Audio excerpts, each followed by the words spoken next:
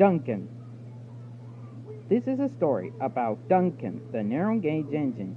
Duncan used to complain about his passengers, but this changed when Skarloey told a story about how Renee saved the railway. One morning, Skarloey was in the yard being polished by Nancy, the guard's daughter.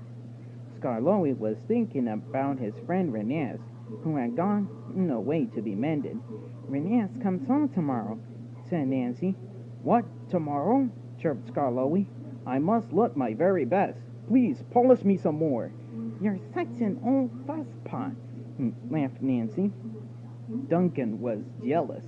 Aren't you going to polish me too? He asked.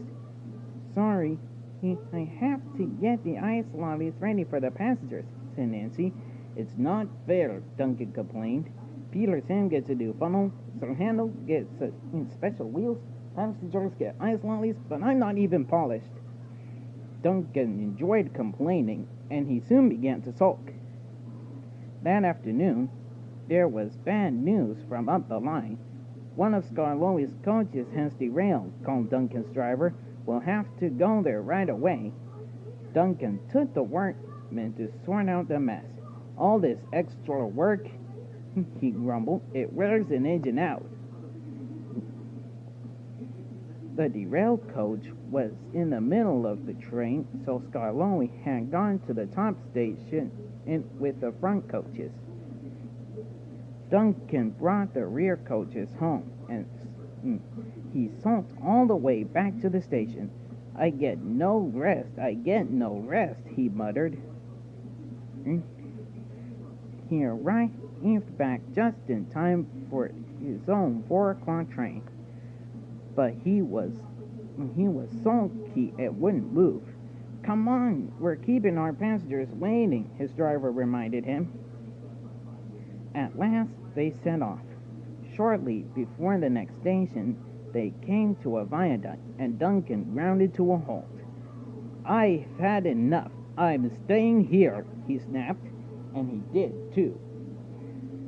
Skarloey had to come down from the top station to hold Duncan and his train to the platform. The passengers were furious. They burst out of the train and told the driver, the fireman, and the guard what a bad railway it was. Duncan was still sulky.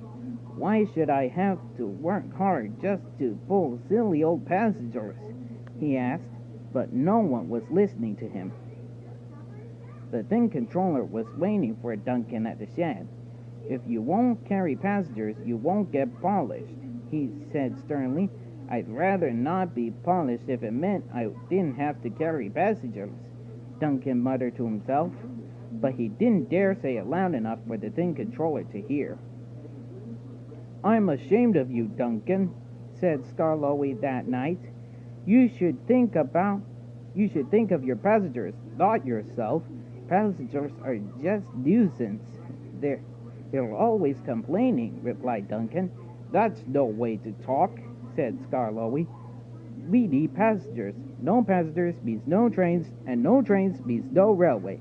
I remember when Renee saved our railway because he cared about the passengers. Please tell us about it, said Peter Sam. Skarloey began. Renee knew we had to keep the trains running, or our railway would have to close. He was often short of steam, but he always struggled on to the station and then rested in when he got there. I mustn't stop between stations, he'd say. The passengers won't like it. Pshaw, huffed Duncan. He had stopped on the viaduct and hadn't cared at all. One wet and windy afternoon, Skarloey continued, when the rails were damp, Renee was traveling home with a full train. Ah, I've got a cramp, he groaned, and suddenly, and stopped on the loneliest part of the line. His driver examined him. Your valve gear is jammed. We need to reach the next station. Do you think you can get us there? He asked. I'll try, replied Renes bravely. Soon so the thing controller sanded the rail. And, some passengers pushed from behind, and Renes jerked and began to move forward. I'll get there or burst. I'll get there or burst.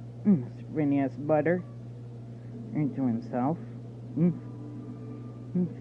And he moved slowly along the track. Until finally he finally reached the station.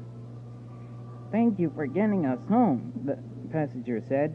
We'll tell our friends that this is a really fine railway. And so you see what a brave engine Renes is, said Scott lowly to Duncan. Thanks for telling us about him, whispered Duncan. I was wrong. Passengers are important after all. The next day, when Renes came home, the engines greeted him, and with the cheer of whistles.